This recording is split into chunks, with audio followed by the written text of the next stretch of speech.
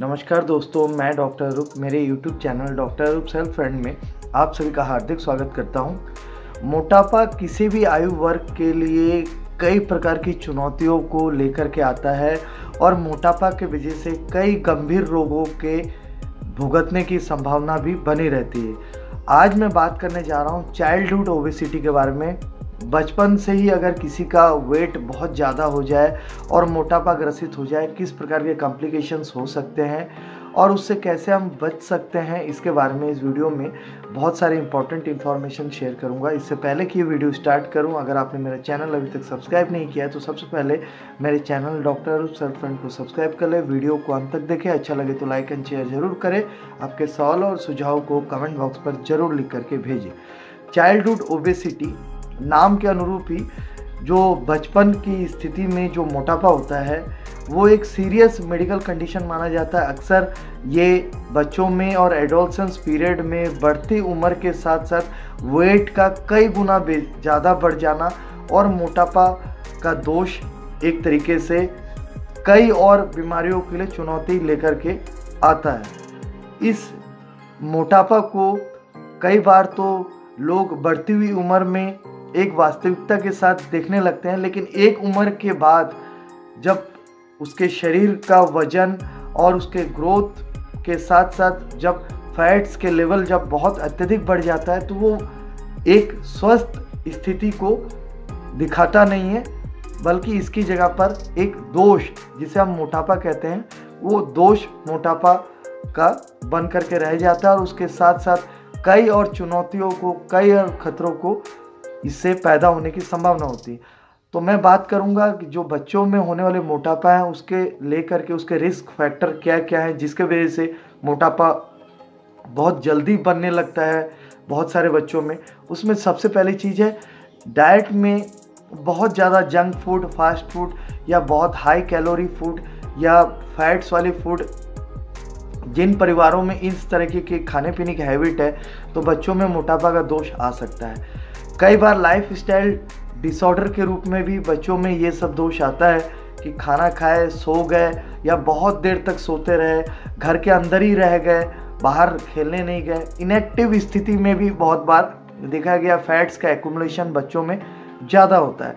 जो बिल्कुल ही इंडोर में ही रहते हैं, खाते हैं हर 2 घंटे के बाद, लेकिन कोई ज़्यादा फिजिकल एक्टिविटी या एक्सरसाइज नहीं करते हैं, तो ऐसी स्थिति में कई बार जो है मोटापा बनने के चांसेस रहते हैं। आउटडोर एक्टिविटी नहीं करने वाले बच्चे या कोई गेम्स में पार्टिसिपेट नहीं करते या कोई खेल कूद भाग दौड़ वाली एक्टिविटी नहीं है उनका, सिर्फ घर के चारदीवारी के अंदर ही है, तब भी फैट्स का एक्यूमुलेशन हो सकता है।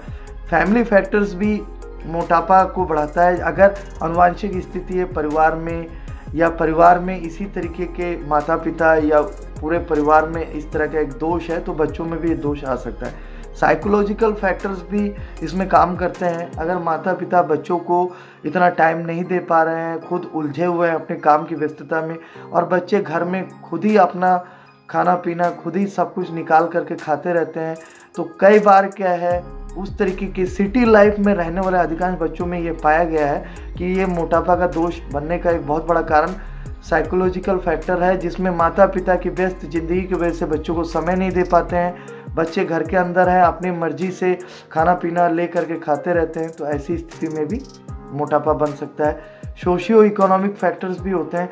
कई ऐसे प्रांत हैं देश में जहाँ पर हो सकता है कि कई प्रकार के फ्रेश वेजिटेबल्स या फ्रूट्स कम उपलब्ध होते हैं, सी फूड ज़्यादा मिलता है या ऐसे जंक फूड फास्ट फूड का कल्चर है। ऐसी स्थितियों में भी मोटापा बच्चों में आ सकता है। कई मेडिकेशंस के दुष्प्रभाव की वजह से भी मोटापा आ सकता है, जिसमें गाबापेंटिन या प्रेडनिसोन, इस प्रकार के कई ऐसे मेडिसिन के कैटेगरी हैं जिसके लॉन्ग टर्म यूज़ के बाद भी बच्चों में मोटापा आ सकता है। अब मैं मोटापा से बनने वाले दूरगामी परिणाम या खतरों के बारे में थोड़ा सचेत करना चाहूँगा, जिसमें टाइप 2 डायबिटीज़ मेलिटस बच्चों में होने की एक संभावना बनती है। मोटापा की वजह से हाई कोलेस्ट्रॉल और हाई बीपी की स्थिति पैदा हो सकता है बच्चों को, और इवन कार्डियक रिलेटेड प्रॉब्लम्स भी क्रिएट हो सकते हैं बच्चों में मोटापा की वजह से। जॉइंट पेन बन सकता है। जब वेट बॉडी का ज़्यादा होता रहेगा तो जो नीज़ है, घुटनों पर प्रेशराइज होगा, तब नी पेन आदि बन सकते हैं। ब्रीदिंग प्रॉब्लम, रेस्पिरेटरी प्रॉब्लम आ सकता है, सांस संबंधी दिक्कत आ सकता है। अक्सर non alcoholic fatty liver disease बच्चों में पाया जा रहा है, जिसका मूल कारण मोटापा ही है। इसके साथ साथ बच्चे डिप्रेशन के भी शिकार हो सकते हैं, क्योंकि जब नेचुरली बच्चे मोटे हैं तो उनके साथ वाले जो नॉर्मल वेट वाले बच्चे हैं उनके ऊपर वो टीजिंग करेंगे, बुलिंग करेंगे, तो थोड़ा सा मजाक बनाएंगे। इसकी वजह से बच्चों में कई बार तनाव भी पैदा होने लगता है। अब मैं इसके प्रिवेंशन के बारे में कुछ इम्पॉर्टेंट टिप्स आपको बताऊंगा, जिसमें आप अगर देखते हैं कि आपके बच्चे मोटे हैं और आप खुद भी मोटे हैं, तो जो डाइट का जो एक पैटर्न है घर में उसको आप सेट कीजिए। खुद को भी एक एग्जाम्पल के रूप में रखिए। अगर आप खुद जंक फूड या फास्ट फूड लेते रहेंगे तो आपके बच्चे भी जंक फूड और फास्ट फूड के ऊपर अट्रैक्ट करेंगे। तो आपको ये चीज़ समझना चाहिए। Healthy smaller meals, nutritious foods को शामिल कीजिए जो स्वास्थ्यवर्धक हो लेकिन फैट वर्धक ना हो। मीठे सामान कम दीजिए बच्चों को। आउटडोर एक्टिविटी कराएं, सिर्फ इंडोर में ना रखें। ज़्यादा से ज़्यादा दौड़ने भागने वाले गेम्स में पार्टिसिपेशन कराएं। फाइबर अपने डाइट में बच्चों को दीजिए और उनको सिखाएं फाइबर की आवश्यकता क्यों पड़ता है। एनफ स्लीप आवश्यक है। ज़्यादा टीवी और वीडियो गेम और मोबाइल गेम्स खेलने वाले बच्चों में अक्सर मोटापा पाया जाता है, तो उनको थोड़ा नींद प्रॉपर लेने के बाद जब भी उठते हैं तो उनको थोड़ा योगा, एक्सरसाइज और कुछ ऐसे गेम्स में इन्वॉल्व करें, पार्टिसिपेट करें, जिससे उनका जो बॉडी का जो फैट्स है वो फ्लो हो सके। और अगर बच्चा आपका अनएक्सपेक्टेड वेट गेन कर रहा है तो आपने सेल्फ मेडिकेशन ना कराएं, डॉक्टर से मिलें। हो सकता है कुछ ऐसे प्रॉब्लम बच्चों में हो सकता है थायराइड के प्रॉब्लम हो या एड्रिनल ग्लैंड से जुड़े हुए कोई प्रॉब्लम हो जिसके वजह से अनएक्सपेक्टेड वेट गेन हो रहा है, तो डॉक्टर उसको डिटेक्ट करके जो प्रॉपर ट्रीटमेंट और जो एडवाइस देंगे उसको आप फॉलो कीजिए। तो आपका बच्चा बिल्कुल अपने एज और हाइट के मुताबिक अच्छे वेट पे आ जाएगा, उसका बॉडी मास इंडेक्स जो चाहिए उस लेवल पे आ जाएगा और हेल्दी बना रहेगा।